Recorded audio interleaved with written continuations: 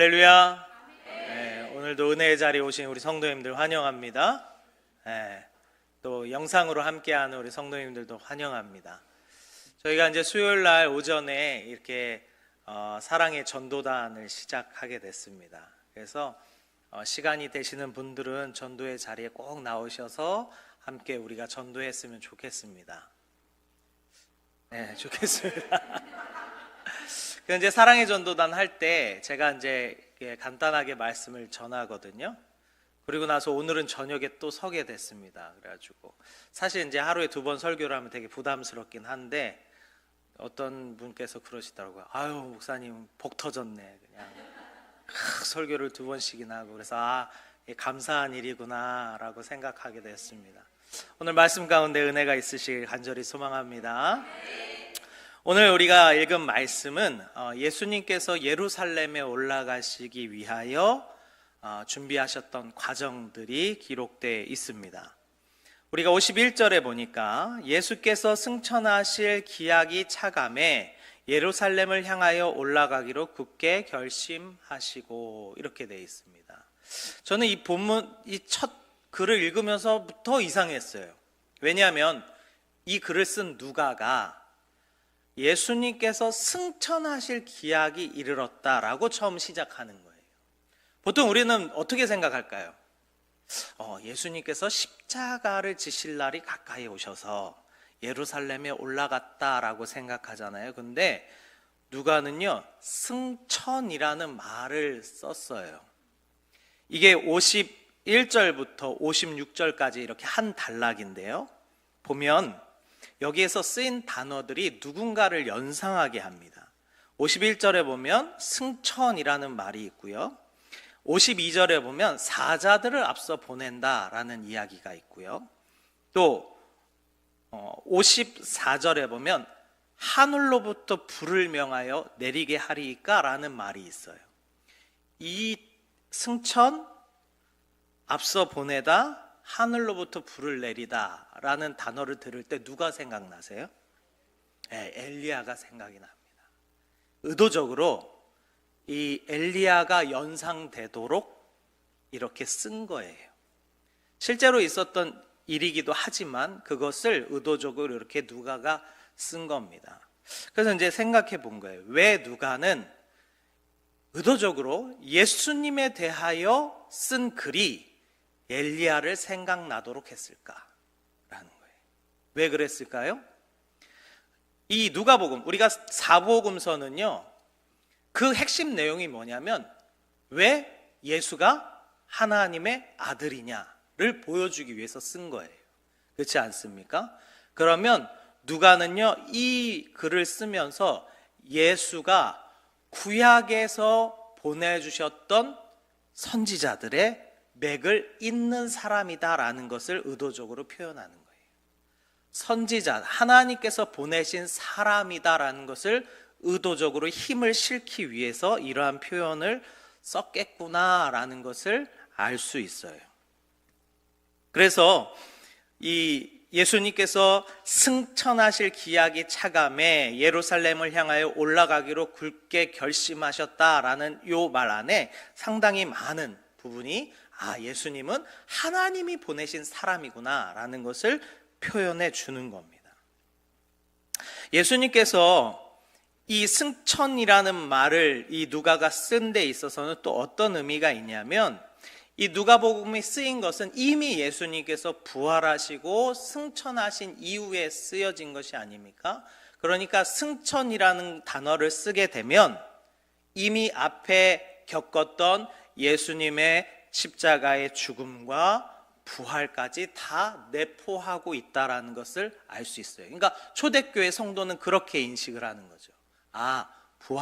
이 승천이라는 것은 예수님의 죽으심과 부활과 승천까지 다 그 날이 기약이 이르렀구나라고 그들은 이해하는 것입니다. 그래서 이미 예수님께서 승천하신 이후에 기록된 글이기 때문에 이 승천이라는 것을 하게 되었고 특별히 죽음과 부활까지도 다 그 안에 내포하기 위해서 이 단어를 의도적으로 썼습니다. 그래서 어떤 생각을 할 수 있냐면, 초대교회에 있어서 그들의 포인트는 십자가만은 아니었구나라는 거예요. 초대교회랑 우리 지금 이 시대의 이 교회랑 어쩌면 초점이 조금 안 맞을 수도 있겠다라는 생각이 들어요. 왜냐하면 초대교회 성도들은 이미 부활하신가 승천까지 봤잖아요. 그리고 그것이 전파됐잖아요. 그들에게 있어서는 예수님은 소망입니다. 예수님의 부활하심과 승천하심은 그들에게 있어서 장차 자신들도 그렇게 될 거라는 소망이 있어요. 그러니까 십자가에만 머물러 있지 않는다 이 말이에요. 물론 이 십자가라는 것은 사람의 감성을 되게 이렇게 터치합니다. 그래서 회개하게 하고 눈물 나게 하고, 그래서 목사님들이 이 십자가에 대해서 많이 강조하긴 하지만 초대교회는 꼭 그렇지 않았다라는 거예요. 이제 예전에 누군가에게 들었던 것 같아요. 이 천주교는 십자가에 예수님이 이렇게 못 박혀 있습니다. 아십니까? 천주교 십자가랑 우리가 쓰는 십자가 좀 다르잖아요. 근데 누가 그런 거예요? 그 천주교 십자가를 보면서 예수님은 언제까지 저렇게 십자가에 매달려 계셔야 될까라고 하는 거예요. 언제까지? 이미 부활하셔서 승천하셨는데. 그래서 우리도 그런 관점이 십자가에만 머물러 있는 것이 아니라 부활과 승천까지, 그리고 그분이 우리의 소망 되신다라는 것까지 확장되시기를 간절히 소망합니다. 네. 자, 그리고 승천하실 기약이 찼다라고 하는 이 기약이 찼다라는 말은 이미 정해진 때가 가득 찼다라는 의미를 가지고 있어요. 정해진 때가 가득 찼다. 그래서 이 표현은 하나님의 구원의 계획과 그 여정이 하나님의 시간표대로 진행되고 있음을 우리에게 시사해 줍니다. 즉 예수님의 죽으심과 부활하심과 승천하심이 오로지 하나님의 계획 안에서 이루어지고 있고 그 시점이 점점 다가오고 있다라는 것을 이야기해 줍니다. 그리고 51장 끝에 보면 이런 말씀이 있어요. 올라가시기로 굳게 결심하셨다라는 거예요. 이 글을 볼 때 어떤 이 생각이 드십니까? 의지적으로 예수님께서 하나님의 계획 안에 예수님께서 의지적으로 그 일을 하시겠다라고 하는 어떤 자신의 그 의지가 이 안에 표현되어 있는 거예요. 결코 수동적이지 않습니다. 예수님께서는 우리의 구원을 위해서 능히 그것을 이루시려고 자신이 의지를 가지고 행하셨다라는 것이 이 한 문장 안에 들어가 있는 거예요. 자, 그래서 52절에 보니까 먼저 사자들을 보내요. 제자들이겠죠. 제자들을 먼저 보내서 그 사마리아 마을로 가도록 합니다. 왜냐하면 예수님께서 그 예루살렘까지 가시는 길이 오늘날처럼 뭐 그냥 차로 하루 만에 가는 것이 아니라 며칠 걸리기도 하고 때로는 마을에서 머물러서 투숙하기도 하고 그곳에서 식사도 하셔야 되고 그러지 않습니까? 그래서 제자들을 먼저 보내서 그 길을 준비하도록 보내요. 그래서 그 사마리아 한 마을에 들어갔는데 53절에 보니까 예수님께서 예루살렘을 향하여 가시기 때문에 그들이 받아들이지 않는지라 이렇게 얘기합니다. 예수님께서 예루살렘으로 가시기 때문에 그들이 받아들이지 않는다 해요. 마치 이것은 예수님의 사역에 이제 예루살렘에 올라가시기 위한 시작이잖아요. 시작부터 딱 막히는 거예요. 예수님께서 이루실 그 일인데 첫 시작부터 탁 막혀요. 그러면 이걸 보면서 느끼는 거죠. 예수님의 사역이 순탄치만은 않았겠다. 그 시작부터 가로막히는 일들이 많았겠다라고 보여지는 거예요. 특별히 우리가 이것을 시대적 배경과 함께 알아야 되는데 이 사마리아 사람들은 이 예루살렘 유대인들과 사이가 매우 안 좋았습니다. 왜 그럴까요? 예전에 이스라엘이 남유다와 북이스라엘로 나눠졌습니다. 그런데 이 북이스라엘을 먹은 나라가 아시리아라는 나라인데, 이 나라가 어떤 정책을 폈냐면 이주 정책을 폈어요. 그래서 이 사마리아에 있는 사람들을 딴 데로 보내고, 막 외부에 있던 사람들을 이 사마리아 사람으로 보내고 막 섞이게 만들었어요. 그러니까 이들이 섞여 살다 보니까 대부분 이제는 혼혈로서 살아가게 된 거예요. 그런데 이 유대인들에게 있어서는 이방인과 결혼하면 안 된다라고 하는 하나님의 율법, 계명이 있었는데, 이미 섞여버린 그들을 보면서 그들은 그 사마리아 사람들을 짐승 취급을 했습니다. 뿐만 아니라 이 남유다, 이스라엘이 바벨론에 의해서 멸망당하고 나중에 다시 와서 이 예루살렘 성전을 재건하려고 하는데, 이 사마리아인들이 그것을 방해합니다. 그걸로 인해서 더 관계가 악화됐어요. 그래서 상종도 안 합니다. 근데 그것을, 예루살렘을 가는 길을 사마리아 지역을 지나서 가면 바로 갈 수 있는데 많은 유대인들이 다 돌아서 갔거든요. 그런데 예수님께서는 그냥 가로질러 가고자 하셨던 거예요.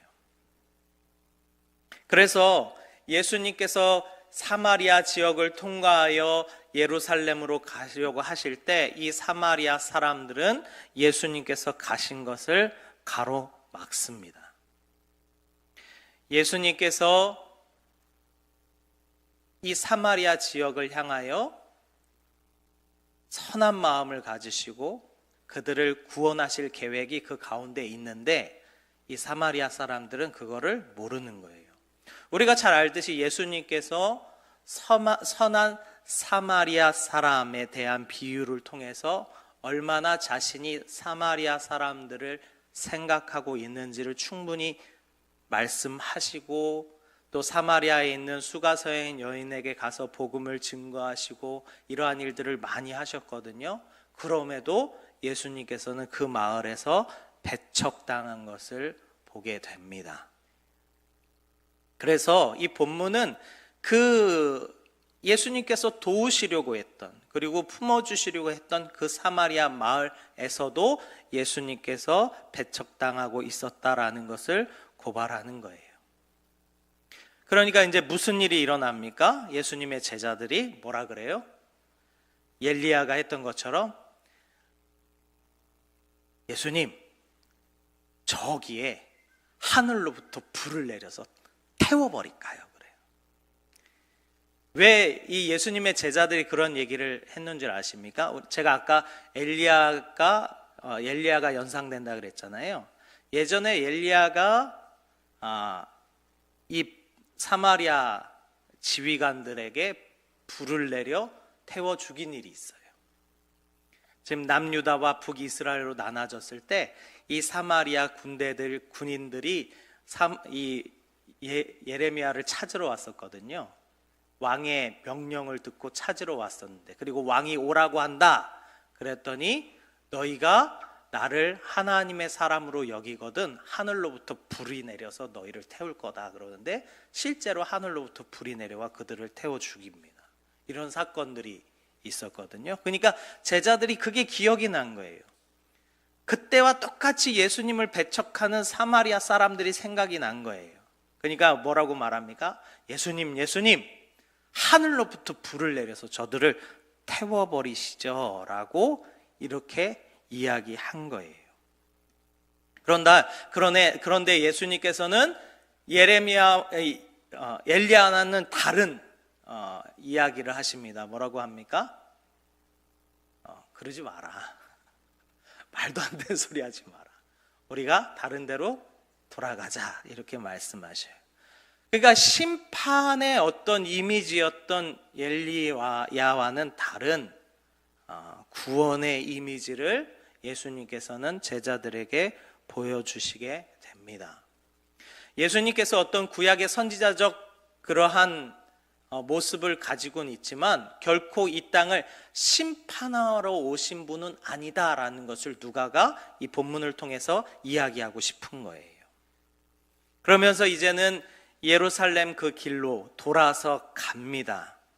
그런데 9장 57절에 보니까 길 가실 때에 어떤 사람이 여짜오되 어디로 가시든지 나는 따르겠습니다 라고 하는 예수님을 따르고자 하는 제자가 있는 것을 보게 됩니다. 실제로 예수님의 제자는 예수님을 따르던 12제자만 있었던 건 아니죠. 더 많은 제자들이 있었습니다. 그런데 예수님께서 특별히 12제자를 사도로 세우신 거예요. 근데 오늘 본문에 보니까 어떤 사람이 이렇게 얘기해요. 어디로 가든지 내가 따르겠나이다 이렇게 얘기해요. 이것은 자신의 것을 다 제쳐두고라도 주님을 따르겠습니다라고 하는 말과 같아요. 근데 이 똑같은 본문 내용이 마태복음 8장 19절에 나오는데 거기는 뭐라고 표현되어 있냐면 한 서기관이 나와서 예수께 아뢰되 선생님이여 어디로 가시든지 저는 따르리이다 이렇게 얘기해요. 그러니까 여기서 이 어떤 사람은 누구예요? 서기관이라는 거예요. 서기관. 그러니까 누가는 의도적으로 그거를 그냥 감췄는데 이 마태복음에 보면 서기관이라고 나와요. 이 서기관은 그 시대에 상당히 지위나 어떤 학식이나 아니면 그런 재물적인 능력에서 아주 월등한 사람입니다. 높은 사람이에요. 근데 이 사람이 스스로 자신을 예수 앞에 숙이면서 예수님께서 가시는 길 나도 따라가겠습니다 라고 이야기하는 거예요. 근데 예수님께서 그 사람을 보시고 그렇게 해라 라고 말씀하지 않으셔요. 그리고 이 말씀을 하십니다. 우리 58절 같이 한번 읽어보겠습니다. 시작. 예수께서 이르시되 여우도 굴이 있고 공중에 새도 집이 있으되 인자는 머리 둘 곳이 없다 하시고. 봐라, 여우도 공중의 새도 다 자신이 머물 곳이 있는데 나는 이 땅 가운데 머물 곳이 없다. 너가 그런 나를 따라올 수 있겠느냐라고 하는 표현이에요. 이 서기관으로서 때로는 어떤 한 집단의 지도자로서 그렇게 살아왔던 이 서기관이 정말 이 땅 가운데 어떤 위치로 보면 아무것도 없는 예수를 따르겠다? 그것은 순수한 의도가 아니라는 거예요. 뭔가 엄청나게 드러나는 예수님의 능력이나 아니면 예수님을 따르면 무언가 크게 성공할 것 같은 그러한 심정이 그 안에 들어있었음을 예수님이 보셨어요. 그리고 나는 이곳에 머리 둘 곳 하나 없는데 너가 나를 따르겠느냐라고 이야기하시는 거예요. 그리고는 이제 이 사람이 정말 예수를 따랐는지 안 따랐는지는 성경에 나오지 않아요. 그런데 생각해 보는 거예요. 예수님께서 십자가에 달려서 죽으실 때 이 서기관은 무슨 생각을 했을까요? 안 따르길 잘했다. 생각하지 않았겠어요? 내가 그 예수를 따랐으면 큰일 날 뻔했다. 그러니까 예수를 따르는 데 있어서 여러분 정말 만만치 않은 각오가 필요하다는 거예요. 어쩌면 어떤 사람은 예수님께서 그냥 따라가자라고 해서 따라간 제자도 있을 거예요. 그러나 그가 예수를 점점 따르면 따를수록 크게 느꼈을 거예요. 예수를 따른다는 것이 쉬운 일이 아니구나. 심지어 나중에 예수님의 제자들은 무엇까지 내놔야 되는 상황이 됩니까? 목숨까지 내놔야 되는 상황이 온 거예요. 예수님은 그것을 너무나도 잘 아셨고 서기관한테 이야기하신 거예요. 여우도 굴이 있고 공중에 새도 집이 있는데 인자는 이 땅 가운데 머리 한 켠 둘 공간이 없다라고 말씀하신 거예요. 즉 예수를 따르는 삶은요, 여러분 이 땅에 소망이 없는 삶입니다. 그래서 우리 가운데 이 땅에 소망이 너무 많죠. 저도 가끔 그런 생각합니다. 로또라도 한번 대봤으면 좋겠다라는 생각. 그러면서 또 무슨 생각이 드는 줄 아십니까? 아마 로또가 됐으면 난 목사가 못 됐겠다라는 생각도 합니다. 그렇지 않습니까? 서로 상충하는 거예요. 상충하는 거예요. 제가 이제 아버지 집에 어제 아버지가 아프셔가지고 엊그제 이제 이렇게 병원에 모셔다 드리려고 집에 갔어요. 근데 이제 대학 얘기를 하다가 어머니가 그러는 거예요. 누가 아는 누가 쌍둥이인데 둘 다 대학 그 고려대학교를 갔다는 거예요. 누가 또 무슨 대학교를 막 갔다는 거예요. 그러면서 이제 아버지가 저한테 너도 그냥 대학 다니고 졸업해서 지금 취업했으면 돈 많이 벌었을 텐데, 그죠? 그러시는 거예요. 그래서 이제 그런 얘기했죠. 아버지, 제가 그러면 목사가 못 됐겠죠. 목사는 돈을 못 벌어. 돈을. 아버지, 이 돈과 목사는 상극이에요. 제가 그랬거든요. 뭐 다 그러지는 않지만 하나님께서는 이렇게 이 돈과 목사를 함께 하지 못하도록 하신 것 같아요. 그리고 때로는 생각할 때 아쉽긴 하지만 그래야 목사가 바로 설 수 있다라는 생각도 들어요. 너무 풍족하고 갈급합이 없으면 잘 못 바라보는 것 같아요, 하나님을. 예수님도 말씀하시는 거예요. 내가 이 땅에 어디 머리 둘 데가 있겠느냐? 모든 그리스도인들이 마찬가지. 이 땅에 내가 무언가 둘 것이 있으면 예수님 바라보는 게 약해져요. 첫 번째 사람은 그렇게 자발적으로 자기가 예수를 따른다고 했지만 예수님께 허락받지 못합니다. 그런데 두 번째 사람은 좀 다릅니다. 예수님께서 두 번째 사람에게 이렇게 말씀하셔요. 59절인데요. 또 다른 사람에게 나를 따르라 하시니 그가 이르되 나로 먼저 가서 내 아버지를 장사하게 허락하옵소서 그래요.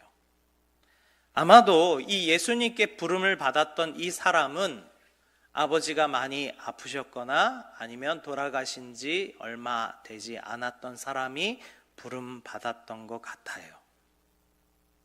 그런데 이 사람이 예수님께 무엇을 요구합니까? 내 아버지 장사를 좀 치른 후에 쫓아가겠습니다 라고 이야기해요. 근데 예수님께서 뭐라고 말씀하셔요? 그것은 죽은 자들에게 두고 너는 나를 따르라 그래요. 정말 충격적이지 않습니까? 우리는 그냥 너무 늘 읽어서 익숙해서 그런지 모르겠지만 되게 충격적인 일일 거예요. 만약에 저희 부모님이 주일날 이렇게 한 금요일날 돌아가셔서 주일날 장례를 이제 마무리 져야 되는데 목사님 교회를 그날 못 나올 것 같습니다. 그랬더니 목사님이 그건 죽은 자들에게 냅두고 당신 오시오. 그러면 그게 당장 안 나옵니다. 시험 들어가지고 어떻게 목사님이 이렇게 마음도 모르고 그렇지 않겠습니까? 근데 예수님께서 왜 이런 식으로 이야기를 하셨을까요? 사실 그 시대에 오늘날도 마찬가지지만 유대 전통에 있어서도 어떤 한 사람의 아들로서 그 아버지를 장사 지내는 일은 매우 중요한 일이었어요. 그리고 유대 전통 속에서도 이 의무는 구약 율법에 어떠한 의무를 제쳐두고라도 매우 신성한 일이기도 했어요. 그래서 부모를 장례하는 것, 이것은 어느 나라나 우리나라도 마찬가지죠. 매우 귀한 일입니다. 그런데 예수님께서는 그것에 대해서 말씀하시는 거예요. 죽은 자들로 자기의 죽은 자를 장사하게 하고 너는 가서 하나님 나라를 전파하라. 왜 예수님께서 이렇게 말씀하셨을까요? 우리가 그걸 결론적으로 보자면 두 번째 또 이제 세 번째 또 사람이 나와서 예수님께 이야기합니다. 또 다른 사람이 61절인데요. 또 다른 사람이 이르되 주여 내가 주를 따르겠는데 나로 먼저 내 가족들을 작별하게 허락하소서 이렇게 이야기합니다. 예수님의 길을 따라서 그 제자로 살아간다는 것은 긴 여정을 함께 한다라는 뜻이에요. 그렇기 때문에 또 그때의 지역에서 어느 먼 지역으로 이동할 때에 얼마 동안 가족을 보지 못하게 될런지 모르는 일이에요. 그래서 예수님을 따라가기 전에 이 사람이 뭐라고 말하냐면 먼저 가족들에게 인사할 수 있도록 해주세요라고 이야기합니다.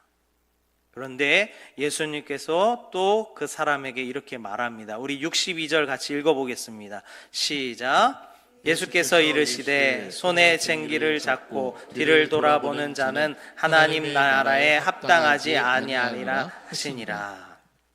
예수님께서 뭐라고 말씀하시냐면 너가 쟁기질을 하면서 뒤를 돌아보는 것은 합당하지 않다라는 거예요.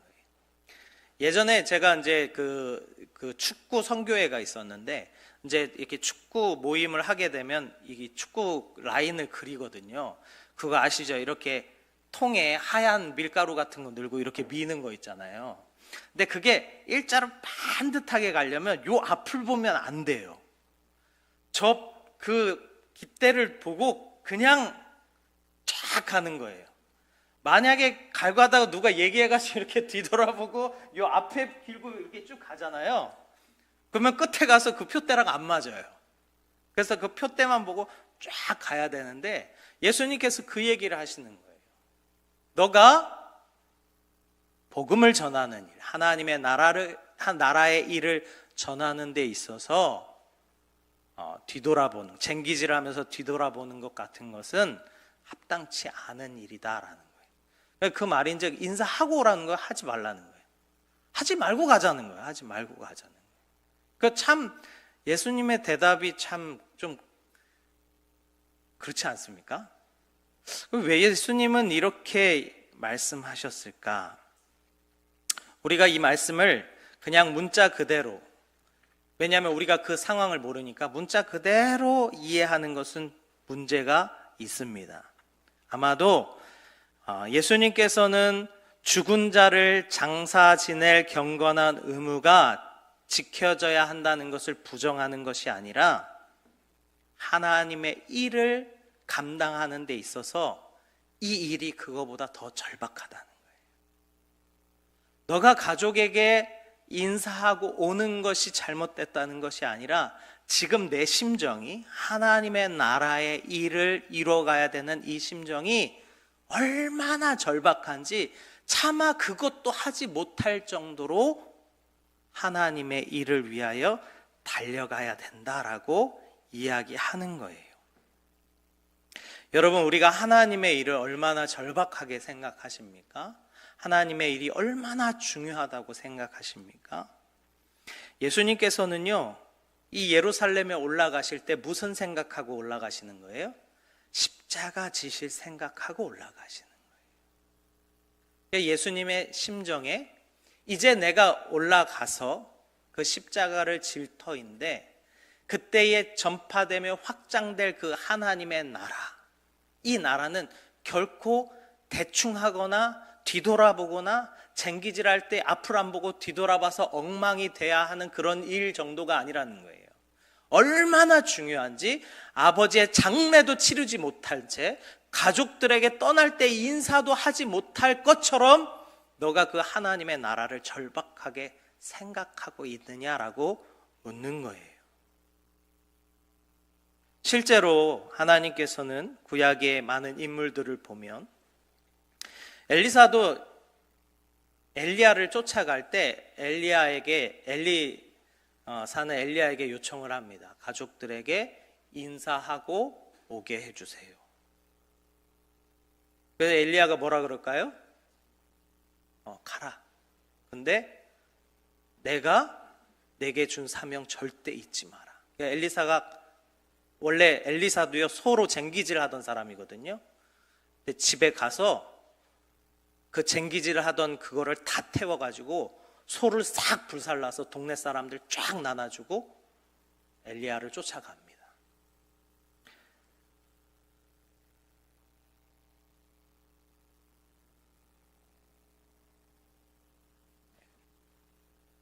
이처럼 우리가 하나님의 일을 한다는 것, 또 하나님의 일을 위해서 살아간다는 것은 결코 그렇게 만만한 일이 아니다라는 거예요. 절박한 심정이고 정말로 주님께서 그 길 가는 것이 얼마나 우리에게 절박한 마음으로 가야 하는지를 보여주시는 말씀인 줄 믿습니다. 제가 이제 지난번에 전했던 말씀이 이제 마리아에 대한 말씀을 전했었습니다. 근데 저도요, 말씀을 전하면서 기억에 오래 남는 말씀이 있고 정말 다음번에 까마득하게 생각도 안 나는 말씀이 있어요. 근데 지난번에 전했던 그 마리아에 대한 말씀은 참 저에게도 너무 충격적이었고, 그래서 정말로 우리가 예수 그리스도를 믿는다라고 하는 것에 우리의 마음이 정말 마리아처럼 절박한 마음이 있는가라는 것을 자꾸 돌아보게 되는 것 같아요. 예수님께서는 오늘도 그와 동일하게 이야기하시는 거예요. 너가 나의 길을 따라가겠느냐? 너가 나의 길을 따라갈 때 얼마 정도의 각오를 하고 쫓아가느냐? 정말로 내가 겪은 것처럼 이 세상에 머리 둘 곳도 없이 배척당하고 죽임당하신 그 예수 그리스도의 길을 너도 동일하게 쫓아올 수 있겠느냐라고 물으시는 거예요. 그 예수님의 절박함이 너의 절박함이 맞느냐라고 물어보시는 거예요. 오늘날 우리가 살아가는 이 세대는 때로는 너무 가볍지 않나라는 생각이 들어요. 그냥 너무나도 쉽게 바뀝니다. 문화도 쉽게 바뀝니다. 근데 심지어 생각도 그렇게 쉽게 바뀌어요. 그래서 요즘 세대에 살아가는 사람들 보면 어떤 자신의 인생에 대한 깊은 고찰이나 그런 생각들이 별로 없는 것 같아요. 그냥 현실 살아가는데 너무 바빠서 급급해서 그것만 그냥 쫓아가다가 내 영혼이 어디로 가는지 모른 채 그냥 살아가다가 죽는 것이 바로 우리의 인생이 돼버렸어요. 그래서 관심이 없습니다. 우리의 영혼에 관심이 없습니다. 우리가 장차 죽은 후에 어떠한 세상을 가게 될지 관심이 없어요. 저는 정말 이 바쁜 시대에 가장 불쌍한 아이들이 우리 청소년들이라고 생각해요. 물론 청년들도 마찬가지입니다. 그냥 막 학원에 몰려서 학업에 몰려서 자신의 인생과 자신의 삶을 돌아볼 겨를도 없이 나는 어디서부터 와서 어디로 갔는가 이런 어떤 철학적인 질문 또한 하지 못한 채 그냥 막 휩쓸려 살아가는 것 같아요. 내 영혼이 장차 어떻게 될지도 모른 채. 그래서 애들한테 물어보는 거예요. 너의 영혼이 어떻게 될 것 같냐? 모르겠는데요? 생각 한 번도 안 해봤는데요? 관심이 없어요. 관심이 없어요. 우리의 자녀들은 어떻습니까? 그리고 또 우리는 정말로 예수님께서 말씀하신 이 그리스도인의 무게를 감당하고 가고 계십니까? 아니면 그냥 내 편한 대로 신앙생활하고 계십니까? 우리가 믿음의 길을 갈 때에 각오가 있기를 간절히 소망합니다. 세상에서 배척당할 각오, 세상에서 성공하지 못할지라도 내가 주님의 길을 따르겠노라고 하는 그 각오가 우리에게 있기를 간절히 소망합니다. 정말로 예수 그리스도의 몸된 교회에 대하여 이런 절박함이 있으십니까? 한 영혼을 살리기 위한 그 나의 어떠한 몸부림, 예수님께서 모든 영혼을 살리시기 위하여 자신을 내어주기까지 그 절박했던 심정의 그 마음이 우리에게 있습니까? 때로는 우리의 순원 가운데, 순장님들이 그 순원 가운데, 우리 다락방 모임 가운데 어떠한 순원이 어려움 당했을 때 그 이야기가 마치 내 이야기인 것처럼 절박한 심정으로 그들을 위하여 기도하며 그들을 섬기고 있습니까? 예수님께서는 참된 그리스도인이라면 그 길을 가야 된다라고 우리에게 말씀하시는 줄 믿습니다. 오늘 결론이 좀 무거울지 모르겠지만 우리가 이 땅 가운데 소망 두면 절대로 주님의 나라 갈 수가 없습니다. 그러기에 정말로 예수 그리스도의 그 길을 따라가시는 우리 성도님들 되시기를 주님의 이름으로 축원합니다. 기도하겠습니다.